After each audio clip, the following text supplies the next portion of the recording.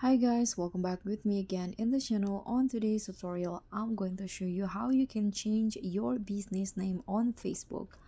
So if you got a professional account on Facebook and you want to change your business name, you can just follow the steps. So first you can go to your profile, click on your photo in here, and then tap on your profile.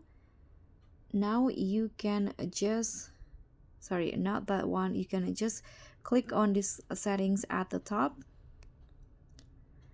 and this is the setting and privacy menu.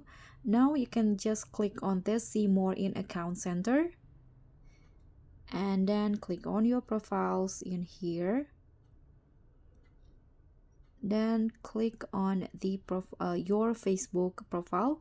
So this is the my profile, and to change the name you can just click on name in here, and here you can just change the name that you want, the new one in here, if you want to change your business name. So after that you can just click on review change, and that's it. That's how you can change your business name on Facebook.